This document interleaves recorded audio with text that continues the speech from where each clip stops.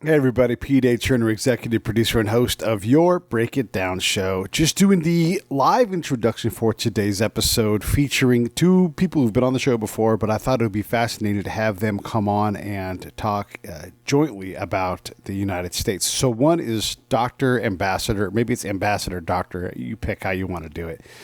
Robert Hunter, who was the ambassador to NATO during the Clinton era. So he's on to talk about the role of the state and how it works abroad and the things that we do well and don't do well. And then with us is former CIA station chief Brad Johnson. So Brad and Robert are talking from two different purposes, the CIA version, and then, of course, the state itself and how we do policy abroad. I think it's a fascinating conversation. One of the things I think it's important to note, especially right now, because everybody's just so mad at each other. Brad leans to the right, has the words MAGA on his Twitter account. Dr. Hunter leans to the left, talks about how he worked for Jimmy Carter, for LBJ, for President Clinton, obviously, as his ambassador. These guys agree more than they disagree on how we should work things abroad. You're not going to hear a bunch of crazy dissent. You're not going to hear people getting mad at each other because of politics. You're going to hear two pros talking about pro shit, and that's why I love this episode, is they're trying to tackle big, hard problems, and they tend to agree more than they disagree. So I think you'll dig it. By the way, this show gets a little long, but that's because we hit a new gear in the last 10% of the show. So if you're into it, hang in there. It will get even better towards the end. All right. So here's another thing to support the show by buying shirts, sharing the show, participating in conversations that we have on different things. I'm going to try to do more commentary on Facebook about the episodes themselves, hopefully to catch some new people listening. As always, sharing helps. All these things are beneficial to what the show does and helps us to keep the lights on and keep going forward. Okay. One last thing. Save the Brave, savethebrave.org. Right now we're talking about, by the way, I'm enjoying a Coors Light because it's Thursday evening, and I think it's fun to have a beer every now and then. So as I have a Coors Light, I want to tell you that, hey, Save the Brave, savethebrave.org. They're an institution, an organization, and a charity that I support deeply and believe in. So if you are interested in helping support veterans who have PTSD, that's a good place to go. Hey, all right, here comes Dr. Ambassador Robert Hunter, and, of course, my good friend, Station Chief from the CIA, Brad Johnson. Lions Rock Productions. This is Jay Moore. This is Greg Proops. This is Jordan Harbinger. This is Dexter from The Offspring. This is Nathan This is East. Sebastian Younger. This is Rick Moranis. This is Stuart Copeland. This is Mick Gillette. This is Andy Summers. Hey, this is Skunk Baxter. This is Gabby Reese. This is Rob Bell. Hey, this is John Leon Guerrero. Hey, and this is Pete A. Turner. Hi, this is Brad Johnson. This is Robert Hunter, and this is the Break It Down Show.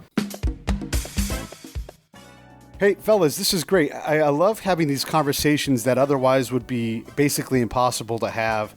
I've got Ambassador Dr. Robert Hunter on the show, who's been on several times in the past, and he's going to sort of hold down the state, the U.S. as a nation, and how we work abroad, whether it's foreign policy or anything else. And then Brad is going to sort of hold down our intel community side of things, because these two policy level interests often disagree when neither is right, and sometimes they agree, and it's like, how do you solve these big problems? So I thought, fellas, we might have a chat as we all sequester and quarantine ourselves during the coronavirus. It's interesting, we were talking about Beirut off mic and about how the rules changed after Mr. Ames was blown up, and approaching problems from, we weren't going to kill each other's station chiefs and we weren't going to kill each other's DDO heads, but here we have this thing, and it sort of changed how we did things. Brad, how do you see that transition point? Well, I think what you're describing there is essentially the advent of terrorism in the modern sense, and how they began really just killing for political points and their willingness to do pretty much anything to anyone. So certainly through the period, there have been threats at the very senior levels of government, including up to and including various presidents have been received credible threats. And I think that's kind of what brought that home. And we've seen that all the way through to what I think we would all consider fairly modern times, what with the 9/11 attack and nearly 3,000 people being killed all in one single attack. So it is an evolution of essentially the same problem, and that is terrorists are people who are willing to kill pretty much anybody, where before you didn't see it at least as a large organized effort, well funded, and that sort of group just didn't exist precisely in that way. You would see regional things like, say, the Basque group that were separatist from Spain and those sorts of things, but not the large world scale attack on anyone for just political motives. A couple of things to follow up. I was out of government at that point at 9/11, but my understanding from people I talked to in the intel community was one of the things that shocked them as they watched the ongoing terrorist efforts was people willing to kill themselves, suicide bombers. That prior to that, the incidence of people willing to kill themselves or be killed in the process, suicide vests and that sort of thing, was fairly minimal, and that had to lead to a different assessment. Just one little item on 9/11, but showing how terrorism can have a huge impact, is 9/11 was essentially a mom and pop operation. It didn't cost a lot of money. Didn't have a lot of people involved, unless, of course, you do believe, and I don't know what the facts are, that the Saudi government knew a lot more than it's ever admitted to. It means, in fact, with the response that we had in the world, the global war on terrorism, the trillions of dollars we've spent, something I just try to catch people's attention with, the most consequential person in the world in this century was Osama bin Laden. Because with that one event, which cost 3,000 lives, which is still 3,000 more than we were willing to see lost, it's had this tremendous impact. And part of it, therefore, is how do you factor this kind of thing in to everything else you want to do in the world and what you feel you need to do? It's a tool of, what do we call it, non-statecraft for some it's statecraft, that has acquired a quality and an importance that it never had to this degree before.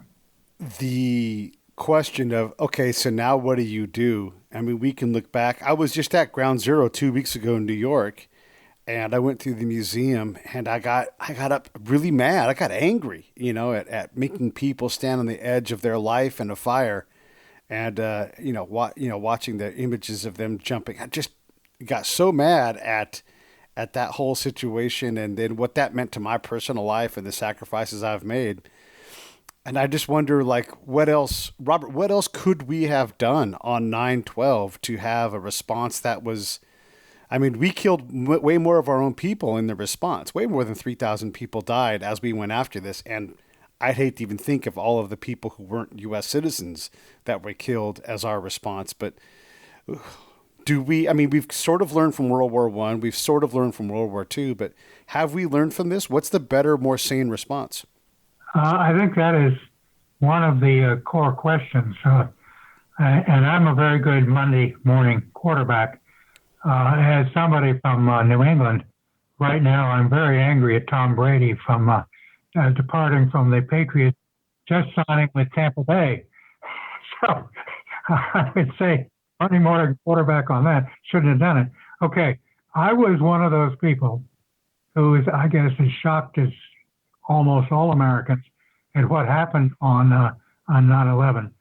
At the time, I was working at the Rand Corporation in its Washington office, which is actually the first building south of the Pentagon. And we couldn't get to work that day because by the time we were ready to get to go to work, the plane had crashed into the Pentagon. But when they let us back into the building the next day, the Pentagon was still burning. And we could see from my window on the 7th floor of that particular building where the plane had slammed in. We'd had a dozen of our people in the building at the time on the opposite side. And one of my colleagues had been driving on Route 127, which goes right by the Pentagon, coming to work late. And as he drove his car, the plane, the airliner, went right over the top of his car and slammed into the Pentagon. So it was all so we weren't like people in New York, et cetera, et cetera. We did have a certain experience. And my response was, let's do whatever the hell we can to get these sons of bitches. We then did what we did. But Monday morning quarterbacking, I would look and say, going into Afghanistan, well, we had to respond. We had a national requirement to respond. But whether we should have done as much as we have done in Afghanistan the last, 19 years, I think if one could look back, calm down, analyze with a certain amount of coolness rather than what we all felt, we might very well, I hope we would have done things in Afghanistan quite differently. Brad, when you look at this problem from an intel collector point of view, we realize, I remember I'm an intel guy. I was the first guy to respond to my reserve unit. I didn't even know anything at all about Islam. I'd spent time in Bosnia, but they're not the world's greatest, Islamic folk, and they weren't flying planes into buildings. I hadn't the first clue on how to even do my job in this context. What does a nation do in terms of its intelligence community when they find itself so not even flat-footed, but like sitting on the couch focusing on the wrong game? From the intel officer perspective, doing operations overseas, I was already involved in counterterrorism. And so for us, I would say for the operations cadre, particularly in the military and in the CIA and a few others, certainly some of the counter-terrorist units in the law enforcement, basically all of the operations world that were involved, we all knew it was coming. We didn't know that it was going to be airplanes flying into buildings, but everybody, there was chatter out they wanted to do and big things coming, and that there was going to be some sort of attack. And I remember personally commenting maybe 3 to 6 months before the actual 9/11 attack, talking with somebody. I was overseas posted as a chief of station at the time. And I remember commenting to someone that, we were not really allowed to go after terrorism full bore. We kind of were very limited as to what we were allowed to do. And I remember specifically making the comment that once American blood runs in American streets, they'll let us take the gloves off and we can go after these guys. And in hindsight, being 2020 or the armchair quarterback, whichever phrase you prefer, after the 9/11 attack, we basically took one hand out from behind our back and left one hand tied behind our back. And for me, it culminated in the 9/11 Commission. Now, in the beginning stages of where something was done, that in having thought about it, we would have done some things differently. I believe that's true. And in fact, one of the things I would have suggested is that we really knew that the center of the problem was Iran, not Afghanistan. And we would have been better off going into a situation, but it would have had more positive results with regime change in Iran rather than a relatively small problem in Afghanistan. But that aside, what happened was what happened, so there's no going back and changing it. But what the real tragedy out of all of this came next in the 9/11 Commission, from my perspective, because as an operator, I've forgotten more about how to solve counterterrorism problems than anybody on the commission knew. And these were all guys that were politicians and academics and lawyers and these sorts of people. Great, I have no criticism of them per se, but if you could pick a bunch of people that are consummate bureaucrats, that's the list of people you would go to. So if you go to a list of very prominent bureaucrats and say, create solutions to this terrorism problem, what do you get? And of course, what you got was bureaucracy. Bureaucrats beget bureaucracy, and that's what we have. A DNI, a Director of National Intelligence, the DHS, Department of Homeland Security. We created more layers of bureaucracy, and what did we do to fix terrorism? Nothing. It didn't improve anything whatsoever.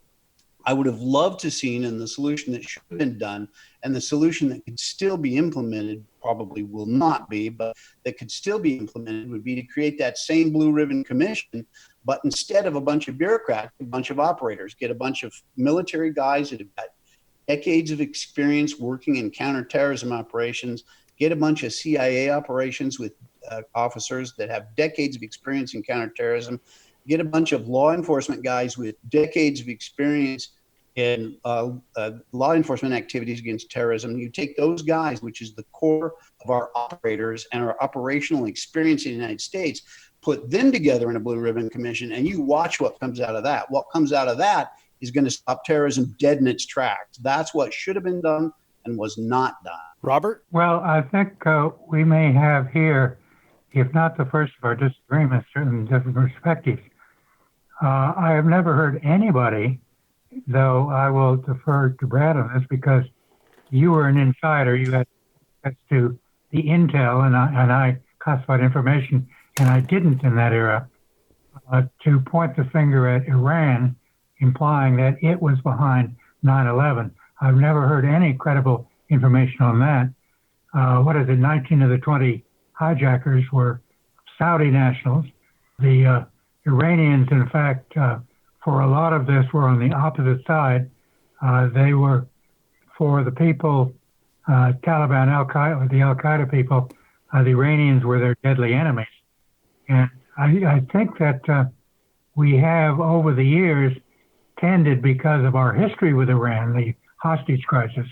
One thing I did serve through, I was in charge of Middle East affairs in the Carter White House throughout that, in that particular period during the hostage crisis.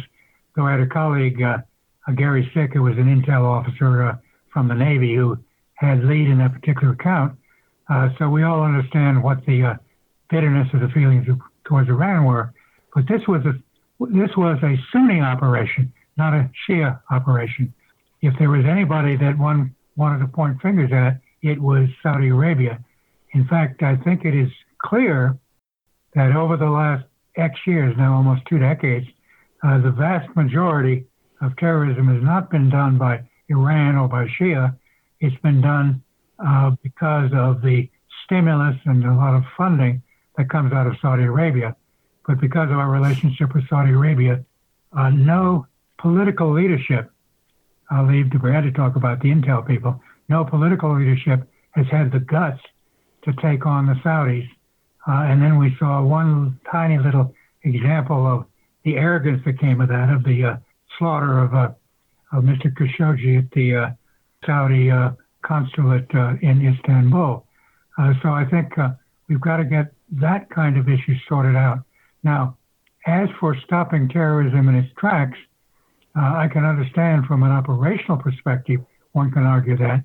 I wonder if, this is something we don't like talking about, how do we dry up the swamp, if I might say, drain the swamp of people who have an incentive to get involved in terrorism? And that, I'm afraid, is much more than what even the best U.S. military or the best operational people in the intel business could achieve.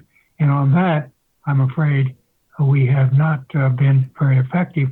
And in fact, looking at it from a policy point of view, the worst possible thing we did in regard to counterterrorism was the invasion of Iraq, which just let all hell break loose with regard to people who went into the terrorism business. We would not, I suspect, have had an ISIS if it hadn't been for our invasion of Iraq. Brad, I want to put operators in a room too and collectors, but us intel guys, our answer is going to be more CIA, more of those things. Who checks us up before we create more problems than we're worth? Because that's certainly the history of the U.S., right? I mean, as an intel guy, the U.S. doesn't trust a powerful CIA. We always want to rein them back. Yet oftentimes it is the right thing to do. What are your thoughts on how do we self-check and keep from making every solution a stronger CIA solution? All right, let me make a comment on the previous conversation. I didn't mean to imply that I thought Iran was directly involved in the 9/11 attack, merely that Iran is, in the general sense, the big conversation is about terrorism. 9/11 is only one example of terrorism. And Iran is certainly extremely active in terrorism. And there is, although it's not greatly publicized and not something that's so much discussed in open source type venues, there is cooperation between Sunni and Shia to conduct terrorism. So don't look at that as an absolute wall that exists. They'll fight each other and do a lot of other things, but they also cooperate in different areas. And there's heavy use of surrogacy and moving money and cooperation between them, even though it may be sort of indirect in the sense of providing guns or training or ammunition one way, those sorts of things. So those things occur across the board. And my point out of all of that is that the center of much of terrorism today, and I think the majority of our problems with terrorism would not exist today if there had been regime change in Iran and Iran were, say, a democratic type of government. Now, on the other issue of, say, CIA involvement and too much power in too few hands, this is a real problem. I think you've really put your finger on something that's extraordinarily important. And I think we're seeing a lot of the negatives out of that precise issue affecting us today. And if you look back at World War II, this was all carefully thought out, and the FBI wanted to take the CIA responsibilities to themselves, and you would have this essentially a gigantic equivalent of the KGB, where you had both domestic law enforcement and foreign intelligence in one organization, and that was deemed to be too much power in too few hands. And so you had these things separated out initially, which was thought through and good. Now we have seen mission creep, where we have 17 agencies in the intelligence community, which is way too many, and there's been so much mission creep and overlap that essentially, I mean, it's a little bit exaggerated to phrase it this way, but essentially everybody does everything.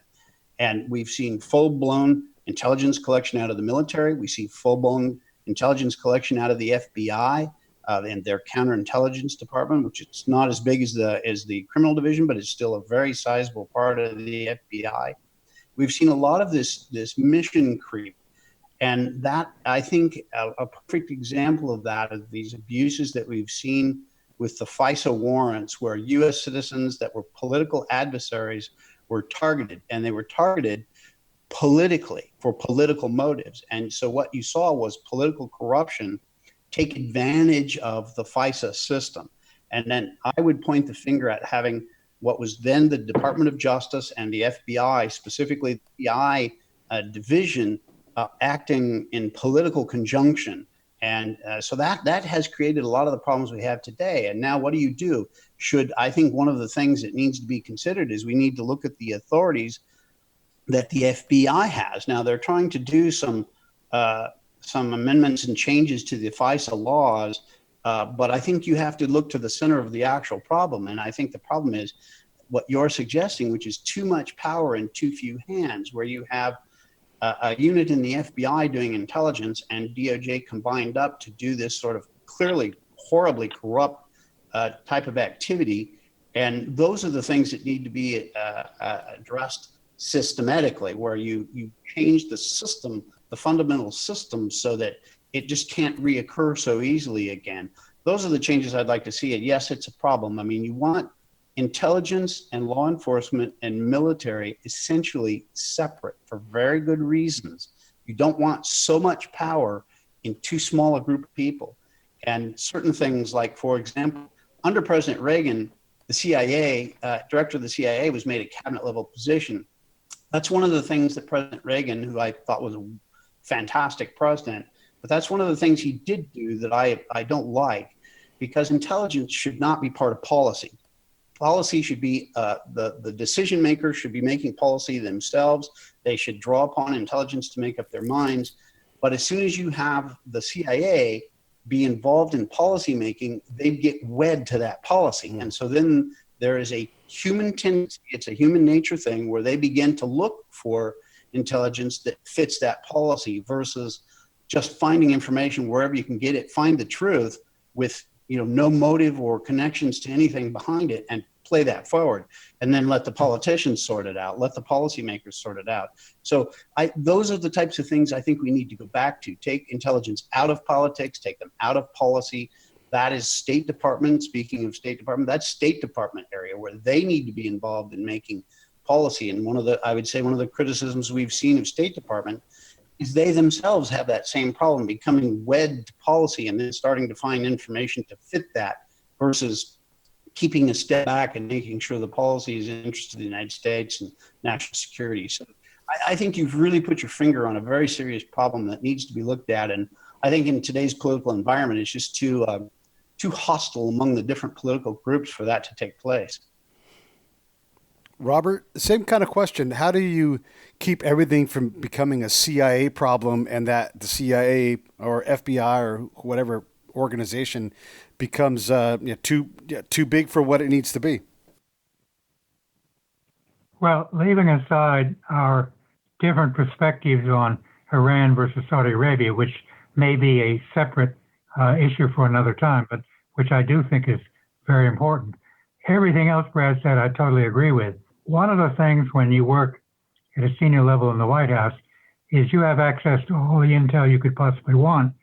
And as he says, when you now have 17.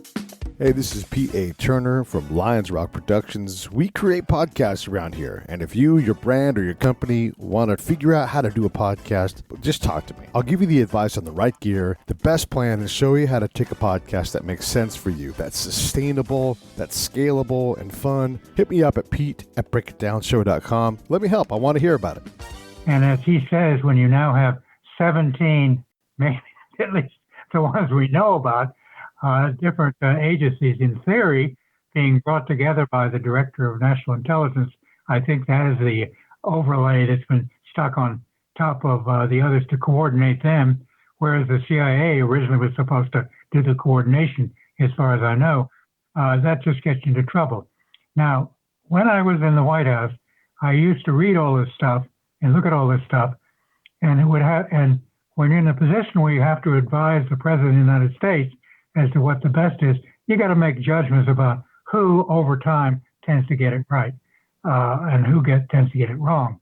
The first thing, which I think we're probably confident on this, is to separate out with to use the term that was current then, don't know if it's still used, a Chinese wall between the intel side and the operational side. So that people, the operators, are not with no tendency or no incentive to kind of cook the intel so it'll come out the way so they can be the operators. You got to keep them separate. And the best operational people I know have always wanted it that way, in part so they will get it right, in part so somebody, as human nature, won't point a finger at them and say, well, where did you get that from? And I found in giving grades that the Defense Intelligence Agency, DIA, could be brilliant at tactical matters, a lot of which I was not capable of judging, and we didn't get to the White House level. But when it came to making judgments about things at the senior level, they tended to be worthless. You could glance at what they were saying and then throw it away. The National Security Agency, with its reading of other people's mail, sometimes that was useful, sometimes not, but wasn't central. There were two areas that I found most useful if I was going to have to stick my neck out and say to the President, this is worth going to school on, were first, and not necessarily in this order, the Intelligence and Research Division of the State Department, again with a Chinese wall between it and the individual regional bureaus.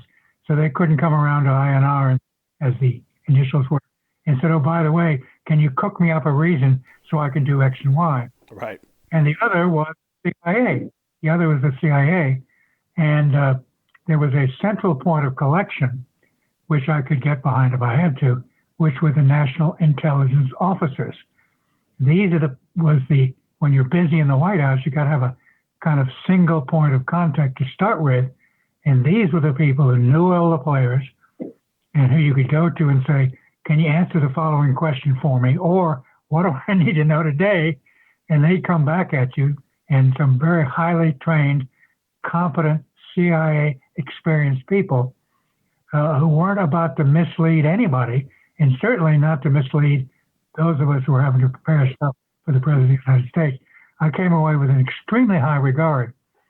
In fact, from that point on, people the CIA used to have a terrible reputation and wasn't allowed to recruit on campus and all that. And people would say to me as they were looking for jobs out of college, and I said, well, one place you want to look at is the CIA. They said, wait a second, those are the bad guys. I said, I can't answer for DDO, Deputy Director for Operations, as it was then, but DDI, Deputy Director for Intelligence. I said, these are some of the best people around, all dedicated, all honest folks. And if you're involved in that, you're going to learn a lot and contribute a lot to the nation. Now, we all know there were some bad problems that came along, like before the invasion of Iraq. I remember being on an outsider when the Vice President of the United States, who clearly wanted to invade, went over to Langley, to the agency. I said, we got a problem as a nation. Because if Mr. Cheney's over there talking to these people, he's probably dropping hints about what's going to be good for your career. And then we had the head of the CIA, I think it was, whose name I can't even remember, who told the president, at least publicly, we know, this is a slam dunk, Mr. President. Well, it turned out it wasn't a slam dunk. We lost a lot of people. We spent a lot of money. We're still involved there. A lot of Americans, people in the military, people in the agencies, the intelligence agencies, have paid with their lives and with permanent crippling because we had a few people at the political side, at the top, who were perverting what the professionals were doing, who were just trying to do their jobs for the best of the nation. So I have a very high regard for CIA people. Let me stay on this side because you do have unique experience in terms of what the audience ever gets to hear about.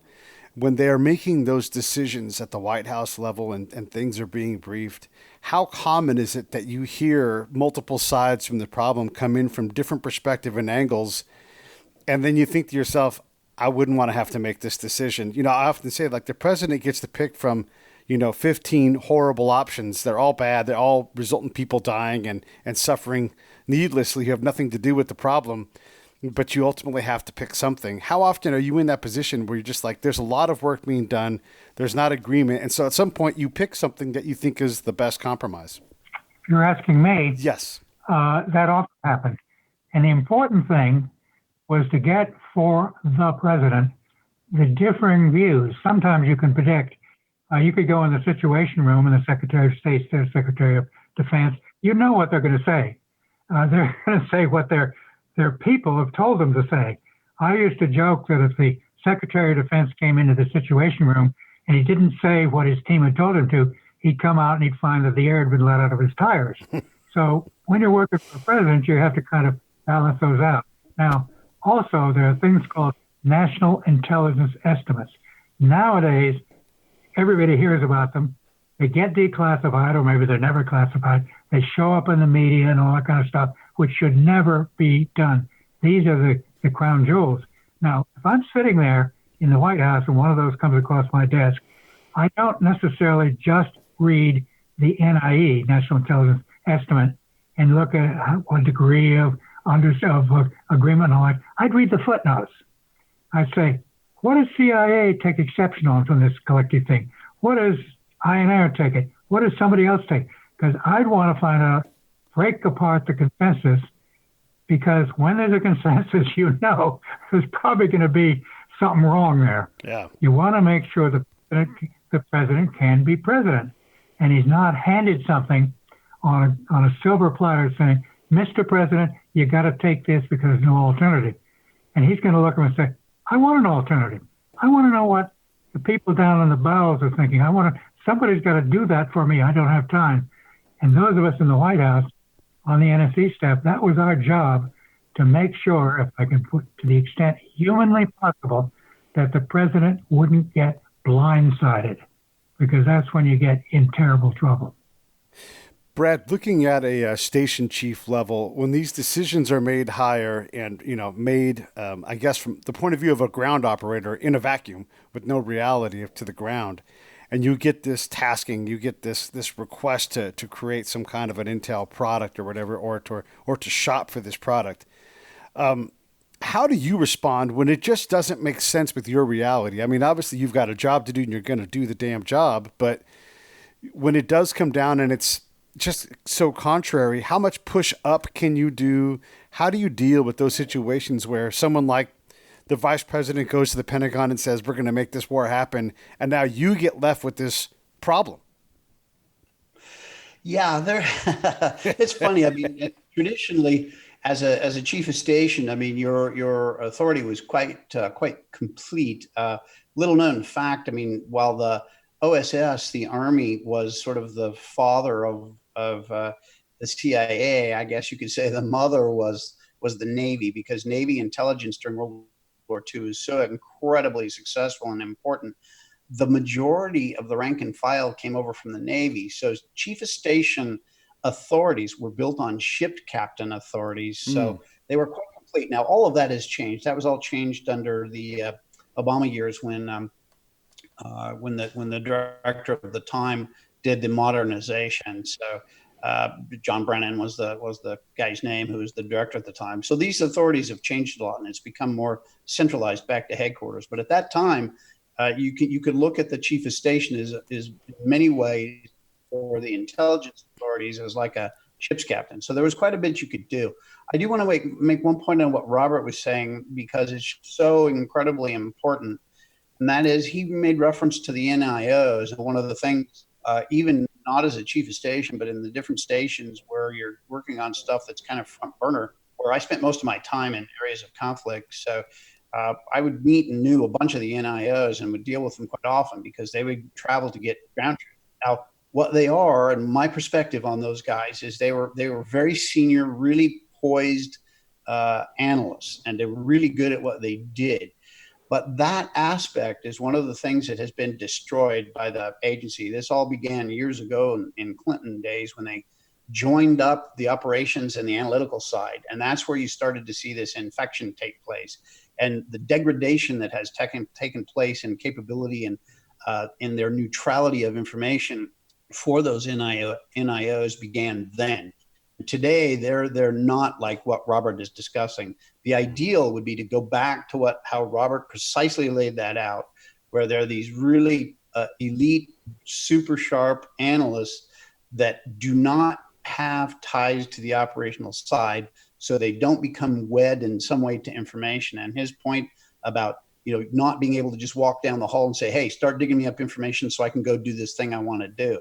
And that neutrality, that professionalism is what we need to reacquire, and it's been destroyed and degraded and that. So I would say that's something incredibly important I'd like to see. But as far as pushing back as a chief of station, traditionally it was something that was fairly easy to do. You could go back and say, yeah, no, this is hogwash. And there's certainly been vice presidents from time to time that have asked for things that are just moronic and just not appropriate for the CIA to do and things like that. So it's pretty easy to go back as a chief of station, at least traditionally, not so much now, but it's pretty easy to go back and just say, sorry, that's not appropriate for our people, or there's this problem or that problem. And, you're the guy on the ground. So what are they going to do? Say, no, I mean, that's not true. And it doesn't matter if it comes from the White House, if it's inappropriate. If it's normal intelligence collection, well, then we go get it for them. What are your thoughts on all of that, Robert? If you're chief of station out in the boondocks somewhere, and you think something's really off base in terms of what you're being asked to do or report on or what you're supposed to say, you would hope two things would be possible. Number one, that you would have some friend in Washington in the intel community that you could come back and visit, or you could talk on a secure line and say, Charlie, this thing we've been instructed to do, this is just absolutely stupid. And that person, if he was an NIO or something like that, if he had somebody he dealt with on the NSC staff, National Security Council staff in the White House, if you had a good NSC staff, and for a long time we haven't, the last really, I would say, first-class National Security Council staff with truly talented, non-political people was under Brent Scowcroft. And that's been, 30 years now? It was also true under Brzezinski and also under Kissinger. But that's decades ago. Well, and then this particular person in the intel community would get a hold of his friend at the White House and say, look, there's a problem here. And then this person, on his own or her own initiative, would go back down and say, I've been reading these intel reports, and I won't even talk about what they're called because that's probably classified. This doesn't make sense to me. How about going back and have another look, or have somebody else look at it? That's a way to work around the system. I regret if that has to happen. But basically, intel, as I'm sure Brad would say, is an imperfect science. You are never quite sure who's telling you what. And that's why one has to try to collect a lot of stuff and evaluate it, and to the extent you can, and keep prodding questions. Because what you know, as soon as the President of the United States opens his mouth and says something, that is forever. Incidentally, we have so far been talking about what do you do to make things better. One thing after 9/11 and other times is what the military would call a hot wash, or lessons learned. It's important not to get bogged down in that, because the first thing you have to do is deal with the problem you have. One thing you get, I'm sure Brad's had this experience, having my 3 senior government jobs, twice in the Middle East, in the White House, and once as a key ambassador at NATO, is you don't say, how did that happen? You say, now what do I do? But at some point you want to say, how did it happen? And you look at what were the failures organizationally, policy, people, intel that led us to this. For example, we now know, we're told afterwards, that there was a woman in the FBI up in Minnesota somewhere who picked up that there were people taking training on large body airliners, and they were Arabs, and all they wanted to know was how to fly the plane, not how to make it take off or make it land. She reported this back to the FBI in Washington, and they told her, we're not interested. Well, you got to figure out, how do you keep that from happening in the future? But don't let that get in the way that would paralyze you and keep people from taking risks, and to get in the way of, what do I have to do right now? Yeah. One of the coincidences that goes into that is, right, the Midwestern knowledge gap that we had. My company commander in Bosnia in 96 continued to be an intel guy, and he and his crew had built some software to help them analyze, and they had identified something fishy up there. But they were, nowhere near the national radar. They were, in the basement in an annex room of some sub-department. And so you can write all the reports you want. If that report is 15 levels removed from where some action can happen, it can be pushed back down. You may as well not collect the damn intelligence, So it's they weren't even a silo; they were a straw in a field of silos. And who knows what happens if that lady's report, their analysis and their indication that there was a problem in that area, maybe then the FBI would be able to respond. But of course, because we like our intelligence kind of cloistered and not talking to one another and looking at us, we often miss these things. Brad, I wanted to ask you, and I want to ask you follow up on this too, Robert. But I got to make sure I get the title of the office right. The Director of National Intelligence is at best a short-term job. We've had, I think, 10 of them, 9 of them in 15 years. They don't stay around long. Is this a position that, like, because we get mad at everything President Trump does, he puts Richard Grenell in charge, but nobody has done that job for very long at all, other than James Clapper for 7 years. So and really, I think it was 6.5. Is that job important? Does that need to be rethought from an intelligence point of view at the national level? Well, yes to both. I mean, yes, I think it is an important job, although it's important in a quirky way. Bureaucratically, it's important. He does have a lot of say in where resources and attention within the intelligence community are aimed. So yes, he does have an important position. He is someone that would have a close relationship with the President of the United States, and that's always important too. Very much like the Secretary of State in that sense, and kind of an intelligence Secretary of State, if you will. So it's political, but it's a funny, quirky job, and it's one of those things that, again, I think is created.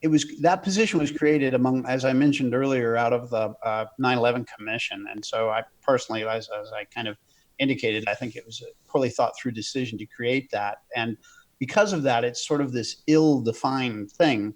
And that's part of why we've seen the just runaway growth. I mean, it started out supposed to be a very, very small office just meant to coordinate and and direct and things like that, and emphasize the what needed to be the targets, those sorts of things, where you would have a staff of 40 or 50 people, and then pretty soon it grew into hundreds, and now it's in the thousands. So it's just this creeping, changing mission, and I think that is the central core problem. I would, given the opportunity, that would certainly be one of the things I would do away with. I would like to see as we've kind of all agreed, I'd like to see the operations thing be separated out, certainly from the analytical side and the political side in every way, just to keep it pristine, so you're not contaminating the intelligence information. And I would move the DNI over to the CIA and try to concentrate the analysis there. And I think then it could be a valuable position where that access to the president could be used to kind of control and keep the analytical side.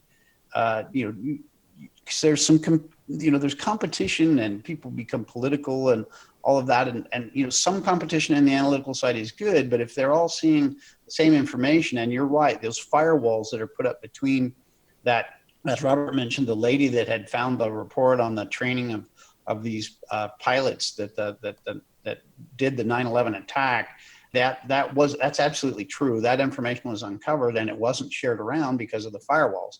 So, I mean, that whole thing has to be attacked, and the DNI is the person that could set all of that up and bring it all under his auspices, so that you did have a central clearinghouse for intelligence, and her report should have gone into it. So an analyst there who's looking at terrorist planning and those sorts of things would have been able to discover it, find it, and combine it up with all of the information that's out there. But every time you create new levels of bureaucracy, that stymies that stuff. It doesn't help make it more efficient. So that part of that has to be done. And Robert and I are both kind of making fun of the 17 agencies thing. And yeah, it's just out of control bureaucratically, and it needs to be streamlined and made into a more efficient protector of national security.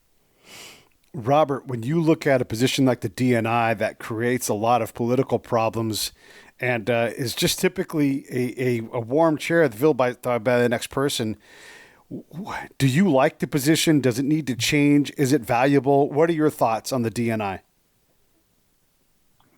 Well, first, I agree that too many agencies.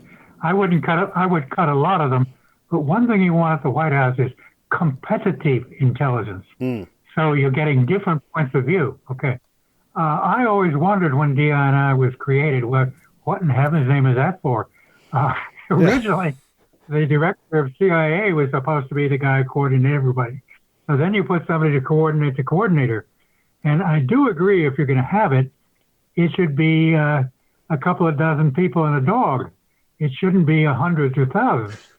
Just like the National Intelligence Council is a small group of people, highly respected, highly trained, who know how to pull out the material that's required and show where coordination is needed. But if you have a national DNI who's got all kinds of people hanging on there, they just become another layer and become virtually zero. It's like my criticism of the National Security Council. We had, when I was there under Brzezinski, we had, I think, 60 people, 60, who were actually working on policy. That meant in each area, not only we couldn't get into operations, we had to work on, quote, coordinating what the agencies were saying. We also had to look at things at a strategic level, presidential level. Now, when it jumped up to 400 people or 600 people, if you add in people from the Department of Homeland Security, then people only have a tiny little slice of the pie, and nobody thinks strategically. They tend to get into operations. Now, I gather under the current National Security Advisor has been trying to cut it back down to size. But you need people who have to do a job to bring things together in order to make them effective, not just to have their own little rice bowl. And I think DNI has just gotten elephantiasis. That is judging not from the inside, as Brad does, but from people I know who work there. One other little thing, since it came up, I'm not going to name any names at this point because I'm sure I would get in trouble with people who like people. I would have people who've occupied these senior jobs to take a lifetime oath to keep off television. because people tend to look at him in the media and elsewhere. Oh, this is so-and-so. He was head of the CIA or something. He must know something, or she must know something, even though they no longer even have a security clearance, perhaps, or certainly don't have access to day-to-day intelligence. Keep them off television, because there have been some, I know enough about the issues in that part of the world we are really focusing on, the Middle East. When certain people say certain things, I say, that person is grinding an axe. And God, I even regret that person X had a senior job in the government because they were pushing an agenda. And I could name names, but I'm not going to. I don't even have to know the intel to know who was pushing an agenda and therefore not serving the president or the country well.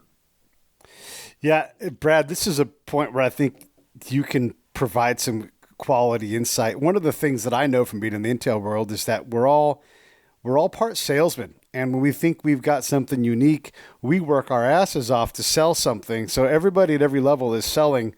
And I can understand why the president would be like, stop, shut up. I'm tired of having everybody sell. I'm a salesman. Quit selling me shit. Yeah. How does a leader who's higher up, like a president, how do they sort that stuff out from what's being sold and what's actual analysis?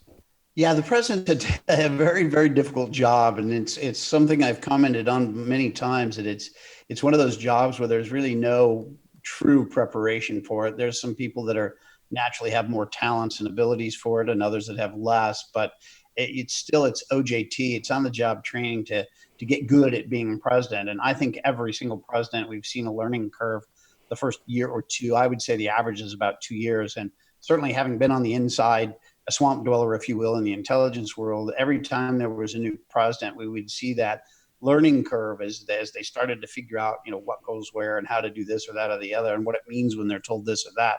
And at about the 2-year mark, they really start to figure it out and kind of hit stride. And I would say as a job, it's their second term where they can start to get a lot of stuff done. The first term is kind of figuring it all out and then head into election. So it's very difficult. I would say, Robert has hit on a lot of the issues. I would agree with him completely on the politicization and some people not having the interests of the United States at heart, and that takes place at every level. I mean, you have people that are deeply personally ambitious in very senior cabinet positions in every administration that want to go on to become president or something. And so that kind of guides how they behave and what they do. And presidents, they do in their first term have to think about reelection. So that also guides what they do. And so with this professional political cadre that we're faced with in the United States, I would kind of bring it back to that and say, gee, wouldn't it be nice if we could find a way to get around having a bunch of people who are professional politicians? Because then I think we would see them be just far more interested in doing the business of the nation, because they're coming in for their stint and getting out. And kind of like what you see in the military to some degree. I mean, a lot of people go in for a few years and then get out. They don't necessarily all stay as a career move. And it would be nice to see some of that element in the political field, but it just doesn't exist anymore. So, yeah, I don't know that there's a solution. I don't know there's a way to train for presidents, and I don't know how they learn any other way than OJT, and kind of depending on their background and capability, how well they handle those powers and what they do with it. Just, it's so individual. Hey, Robert, go ahead and comment on that. Well, I agree totally. I'm going to say this, and I think I could defend it. The last 4 presidents we got came into office knowing virtually nothing about foreign affairs. You don't learn anything on Capitol Hill, even if you read some of the documents. We had one president who when he became president, had literally been out of the United States 3 times in his life, briefly, to England, to Israel, and to China, except to go to Mexico, even though his father, who had also been president, had occupied 3 or 4 of the very top foreign policy jobs.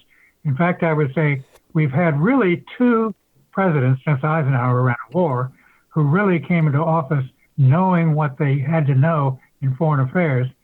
And one of them was Richard Nixon, and the other was George H.W. Bush, because they had both, not only being very intelligent, had used their time as vice president, not only to understand how the job had to be done up to a point, but know who the good people were and who the duds were, because everybody is clamoring for jobs.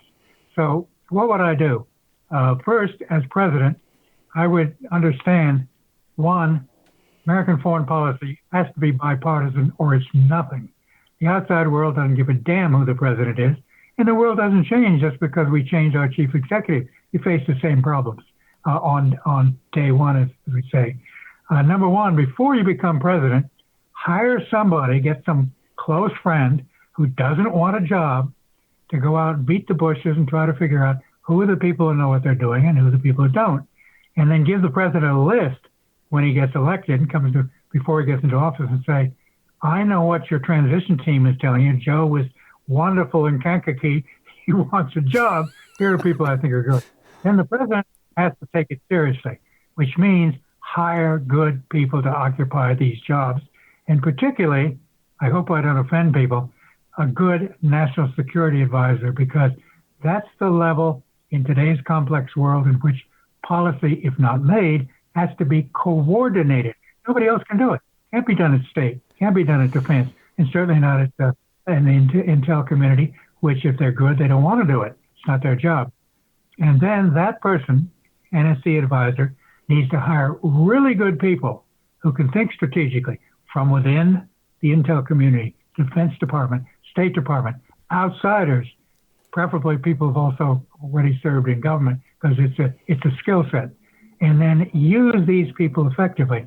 So the president will, over time, particularly when he or she is on the learning curve, begins to build trust, trial and error.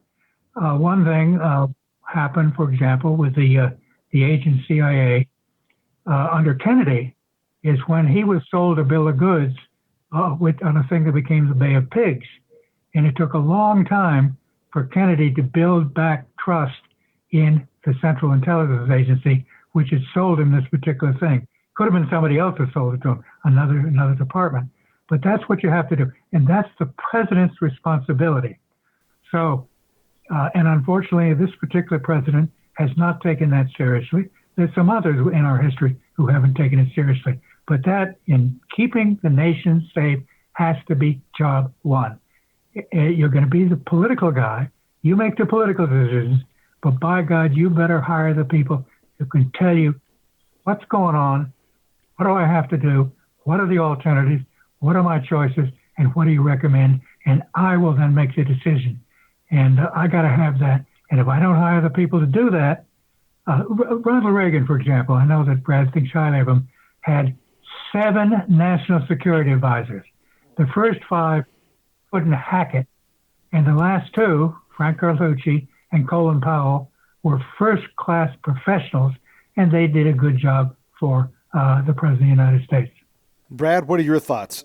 Yeah, that does would solve a lot of the problems. Certainly, picking good people is always the essence of everything. You can't run any sort of organization without getting the right people. And the super high executive levels, usually you can find pretty good people there, and at the grunt level, if you will, the working guy level, you can usually find pretty good people. It's that range in between, middle management, between kind of managing the people all the way up to just below the senior executives. That's always kind of the hardest to fill. And I would say this president, certainly, I agree that he has not done what he should have done.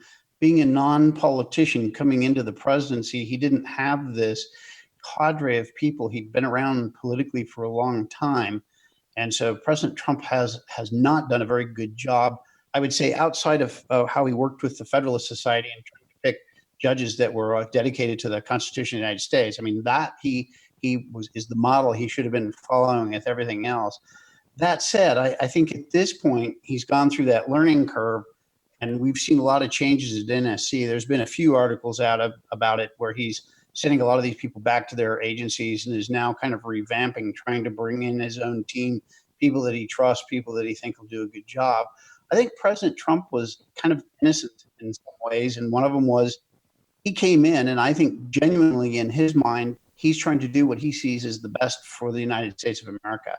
And he, I think, genuinely believed that all of the people that were there in government, he would win them over, and they would kind of join his cause once they saw that he was genuinely trying to do the best he could do. And of course, in this day and age, that's just not possible. Too many people are too political, and it just doesn't work that way. So he's figured that out now at this point, and is now finally trying to put together a good team. So we'll see. I think certainly between now and November, we're going to see a lot of those things start to firm up, and we'll see just who he picks and how good they are. That remains to be seen, but he's at least gotten to the point where he now understands the importance of actually picking a good team of people who will work with him and try to get the things done that he wants done. And then that'll give him the opportunity for his policies to play out, and we'll see just how good or bad he is. I think personally he's off to a pretty good start there, but this remains to be seen. One more question for you guys, if you don't mind. Since Joe Biden is the apparent nominee from the Democratic Party, he's been a vice president. He's been out of the nation a lot. What are your thoughts? And I guess we'll start with you, Robert. What are your thoughts on Joe Biden's capability to handle a job, and not worried about politics, but just, is he prepared? Is he still capable of doing it? He definitely has some interesting things to say at times when he's recorded live, and it makes me wonder if he, despite his experience, if he's capable of doing the job. What are your thoughts, Robert? Well, that's a toughie for me, being a Democrat, and I want to see him get elected president, all right? But at the same time, I'm of an age, which I will not reveal, in which I don't want a job and I wouldn't be considered for a job.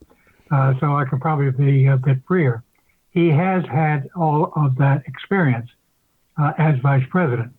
Now, when he was in the Senate, he was chairman of the Senate Foreign Relations Committee, but that is radically different from being in the White House or one of the agencies where the rubber meets the road. I spent 3.5 years on Capitol Hill working for one of the most senior Democrats, Ted Kennedy. But the experience I had there as this foreign policy guy was totally different from working in the White House afterwards. And frankly, when you're a senator, you can say whatever you want. It doesn't have consequences.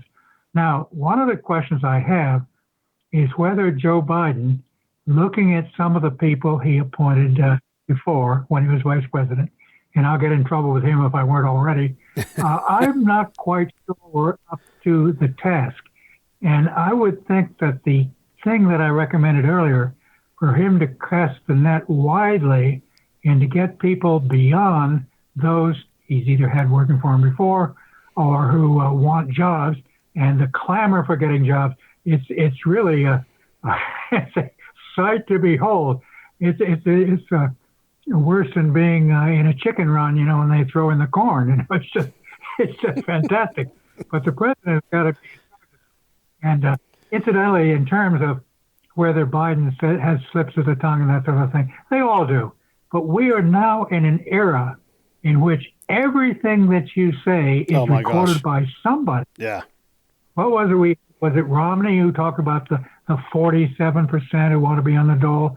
That was recorded by a waiter on a cell phone, and it damaged Romney in that particular election. That's ludicrous.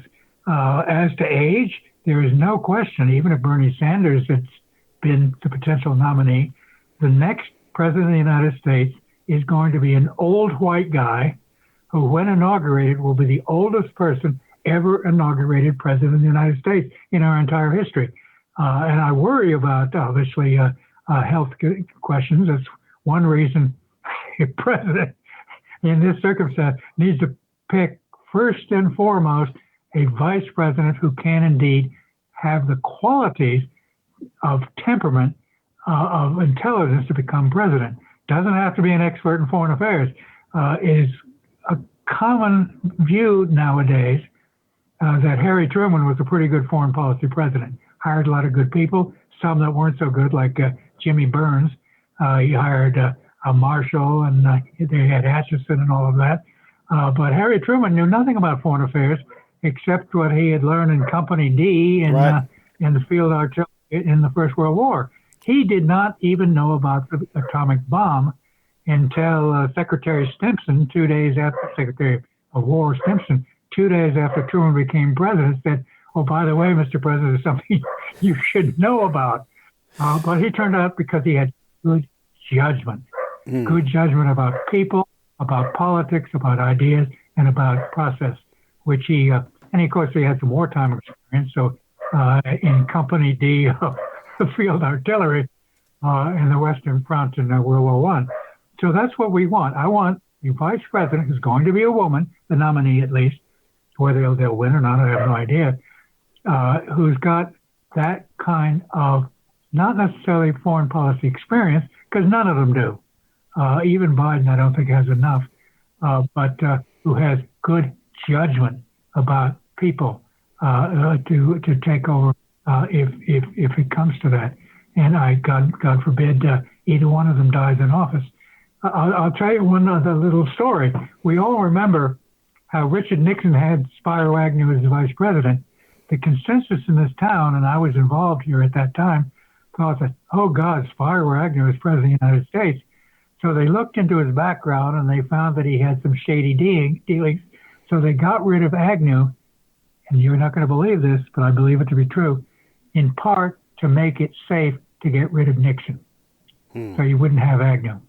Now, whether Mr. Pence would be a good president, I think, frankly, except when he has to say all these nice things about the president lately, Pence has shown a pretty credible side to his personality. Now, I'll say one last thing. I worry in particular because the media, almost all of them, are interested in stirring up trouble for national leaders. That's what they see to be their job. It hurts me every night to see all of the gasoline being poured on the fires of our current coronavirus scandal, not scandal, but threat, by a lot of the media. They report every little thing that will get people to be more afraid, which is terrible. No. So what is going to happen between now and November 3rd, mark my words, is that the coronavirus issue will be at the center of questions of electing the president. The Democratic side, number one, is to try to make the case Trump is really not competent to be president. The Republican side are saying he is, of course, competent to be president. And I fear that we're going to have, during the next several months, the debate about this fundamental crisis for the nation, coronavirus, played out day after day, aided and abetted by the media in terms of partisan political terms. And that can be tragic for the country, whoever becomes president. Brad, same question to you. When you look at the possibility of Joe Biden becoming president again, does he still have the capability? And what about his experiential chops? Well, experience-wise, I think he's punched a lot of tickets. He does have a long history in politics as a senator and vice president. So, I mean, I think you'd have to look in the scheme of things as someone. If he were to be elected president of the United States, he'd probably bring more to the table than the average president does as far as kind of political experience in the world. As for his makeup, I respect Robert being very gentle in the way he phrased it. If Biden gets elected president, he would never consider me for anything, not even dog catcher. So I don't have to be too careful at all. I think there's some pretty clear signs of some mental impairment dog there, catcher, and we've seen Okay, dog catcher, baby. But so, I mean, a lot of the Democratic people that were running against him were saying all of this sort of stuff. So I'm basically just repeating what his competition in the primary were saying. And I mean, I think those are going to be questions that are going to haunt him. He's going to have to be able to do well and stand up to the debates. And a lot of the things, running for president is very high pressure, and he's going to have to come out and speak at live events and bring people out. And those are one of the things where he's done so poorly. Also, he's going to be looked at. So, I mean, just as far as the capability of doing it, I do question just the mental health issue. I think if it becomes a question of who is more mentally capable, I think Joe Biden would have a very, very tough argument to make there, because he just doesn't do well. Even if it's just a slip of the tongue, he just makes so many gaffes that these things do add up. There's a cumulative effect. As far as picking people, I think he could pick would be in a position that he knows enough people that would help him. I think he'd be able to put together a cabinet and all of that would be, respectable and realistic and those sorts of things. It would be sort of how he handles it, or does it handle him? I think that would be a question. But also, he's got some problems too. Now that he's almost certainly the candidate, Burisma is going to be dusted off and looked at again. And there are a lot of questions there. I mean, the $83,000 a month for his son and these sorts of things, and him putting in or making that prosecutor that was investigating Burisma go away. And then, what hasn't really been addressed yet is he also handpicked the prosecutor that went in to replace that guy that was ousted. So, and what they've been saying so far is that the whole thing about being a problem has been debunked, but the guy who debunked it was the prosecutor that he put into place. So all of this is bubbling out there, and it's being discussed and starting to come up. And we've seen a lot of these facts, and the Ukrainians come out and talk about these things publicly. So as he becomes the candidate, he's going to be faced with that. On the virus going around, the Wuhan virus, that's going to be very interesting, and I think that's the wild card.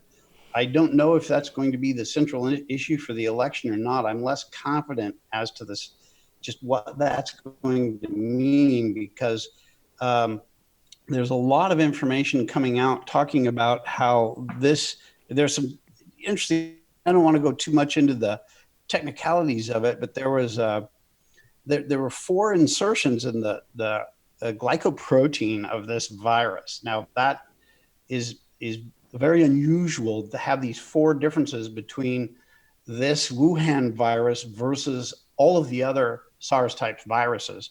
So there's some interesting questions, and the probabilities of this being an engineered virus are really starting to rise. And the scientific community that's been willing to openly discuss it have all been pretty much in agreement that statistically it's kind of impossible for this to be a naturally occurring thing. Now, that's not proof, of course, that the Chinese did it, but there's a lot of indicators out there that, who else would have done it if it wasn't them. So if it plays out that this was indeed, there was more Chinese involvement in this thing than has been made apparent, I think it's just a complete wild card, how that would play out politically and all of these aspects as they start being uncovered, how many people are hurt and killed in it. All of this, I think, is just so hard to predict is exactly how this will play forward, and just how political it would be versus kind of a national security thing.